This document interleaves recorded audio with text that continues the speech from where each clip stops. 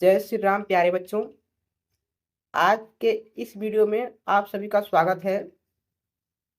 Channel पर आप लोग पहली बार आए हैं तो चैनल को सब्सक्राइब कर दें और बेल आइकन को प्रेस कर दें और वीडियो अच्छा लगे तो लाइक भी कर दें, क्योंकि इस चैनल पर बिल्कुल फ्री में कक्षा 9, 10, 11 और 12 यूपी बोर्ड के सभी चैप्टर को कवर किया जाएगा।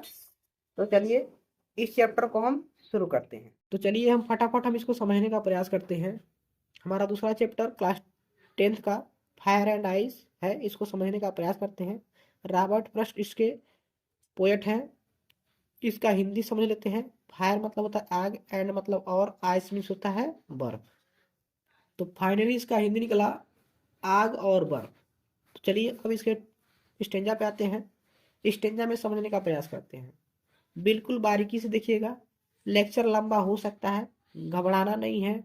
हर एक चैप्टर को आपको इस चैनल पे प्रोवाइड कराया जाएगा। चैनल पर बिल्कुल फ्री में, आपका 1 रुपया लगने नहीं दूंगा मैं।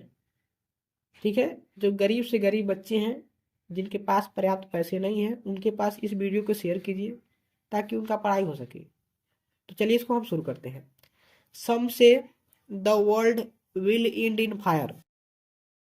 सब मतलब होता है कुछ लोग, से मतलब होता है कहते हैं, द वर्ल्ड मतलब संसार का, विल एंड मतलब होगा, समाप्त होगा। विल मतलब होगा, एंड मतलब होता है समाप्त, इन फायर मतलब होता है आग। इसका फाइनली आंसर हमारा निकलेगा, जो इसका हिंदी निकलेगा, कुछ लोग कहते हैं कि इस संसार का अंत किससे होगा, आग से होगा। ठीक है, दोबारा समझते हैं। Some say the world will end in fire.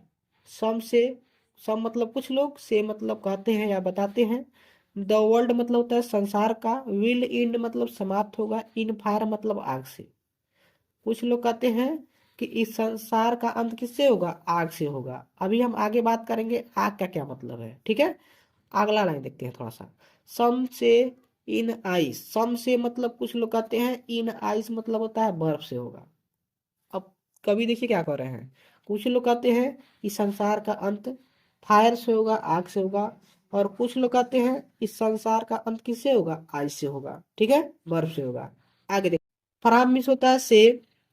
वाट मतलब होता है क्या। I have tested. टेस्टेड मतलब होता है अनुभव किया। कभी कह रहे हैं आई हैव टेस्टेड, मैंने जो अनुभव किया है, ऑफ डिजायर। डिजायर मतलब होता है इच्छा। ठीक है, अब यहाँ का क्या मतलब है। कभी कह रहे हैं कि from what I have tested of desire. अब देखिए थोड़ा समझने का बात है यहाँ पे। डिजायर मतलब इच्छा होता है, और इच्छा का जो है यहाँ पे तुलना किया गया फायर से। ठीक है, आग से। तो पहले पंक्ति में कहा गया है कि कुछ लोग कहते हैं कि संसार का अंत फायर से होगा, मतलब आग से होगा। तो वही कवि कह रहे हैं, from what I have tested of desire. मतलब कवि ने अपनी जिंदगी में जो महसूस किया, टेस्ट किया, मतलब अनुभव किया है, ऑफ डिजायर मतलब इच्छा का। ठीक है, कवि अपने जिंदगी में जो अनुभव किए हैं उनके अनुसार ही कह रहे हैं, इच्छा के अनुसार। डिजायर मतलब इच्छा। इसका क्या मतलब निकला, from what I have tested of desire, मैंने जो भी इच्छा का अनुभव किया है उसके अनुसार बता रहे हैं।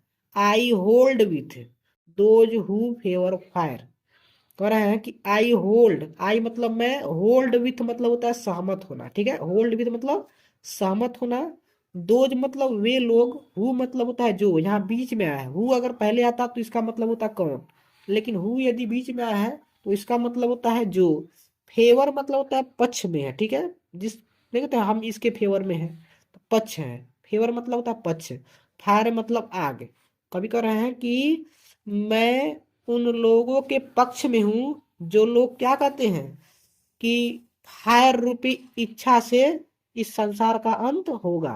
कभी इस फायर का, आग का तुलना डिजायर से किए, मतलब इच्छा से किए हैं। तो फिर से इन चारों को मिलाते हैं और समझते हैं। Some say the world will in fire. तो फायर का तुलना किससे किया गया है, मतलब आग का तुलना डिजायर से, इच्छा से किया गया है। तो कभी कह रहे हैं कि कुछ लोग कहते हैं इस संसार का अंत फायर से हुआ है, आग से हुआ, और कुछ लोग कहते हैं कि बर्फ से हुआ है। अब तीसरे लाइन में आते हैं, from what I have tested of desire, जो भी मैंने अपने जिंदगी में, यहाँ मैं जिंदगी अपने आप से जोड़ रहा हूँ, जिंदगी का कोई इसमें मीनिंग तो है नहीं। कह रहे हैं कि जो भी मैंने अपनी जिंदगी में अनुभव किया है इच्छा का, उसके अनुसार मैं कह रहा हूँ, आई होल्ड विथ, मैं सहमत हूँ, दोज हु फेवर फायर, जो लोग आग के पक्ष में है, जो कहते हैं कि आग से होगा, क्योंकि कहने वाले दो तरीके हैं, एक कह रहा है कि आग से होगा, एक कह रहा है आइस से होगा। तो कभी कह रहा है मैं उनसे सहमत हूँ, जो किससे सहमत है, जो कह रहे हैं कि फायर से इस संसार का अंत होगा। मुझे आशा आप इसको समझ गए होंगे। अगर दिक्कत हो रहा है तो आप पीछे बैक कर लीजिएगा, दोबारा देख लीजिएगा। चलिए आगे देखते हैं। बट, बट मतलब लेकिन, if it had to perish twice, कह रहे हैं बट मतलब लेकिन, इफ मतलब अगर, इट मतलब यह, हैड टू, हैड का कोई खास मतलब नहीं है, यह हेल्पिंग वर्ब है। टू पेरिश ट्वाइस, पेरिस का मतलब होता है मरना, पेरिस का क्या मतलब है, मरना, डाई, ठीक है।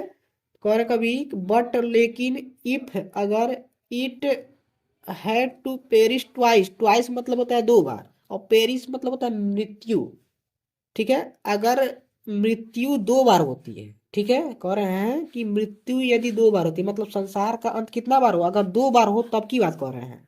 But if it had to perish twice, अगर मृत्यु कितना बार है, दो बार। पेरिस का क्या मतलब है यहाँ पे, यहाँ पर है मृत्यु, ठीक है, मरना कह सकते हैं। तो कह रहे हैं कि अगर मृत्यु दो बार हो, आई थिंक, मेरा विचार है, आई थिंक मतलब मेरा विचार है, आई थिंक, आई मतलब मेरा, थिंक मतलब विचार, थिंक मतलब सोचना होता है, लेकिन यहाँ पे कहेंगे विचार। आई नो, मैं जानता हूँ, एनफ ऑफ हेट, एनफ मतलब पर्याप्त है, ऑफ हेट मतलब होता है नफरत, जो नफरत का तुलना किससे किया गया है, आई से किया गया है ना। तो वही कह रहा है कि अगर मृत्यु दो बार हो, आई थिंक, आई नो, मुझे पता है और मेरा विचार है, एनफ मतलब पर्याप्त है, ऑफ हेट मतलब नफरत, और है कि नफरत रूपी जो, बर्फ रूपी नफरत जो है, वह भी पर्याप्त है इस संसार को अंत करने के लिए, ठीक है। बात समझ में नहीं आया, देखिए दोबारा।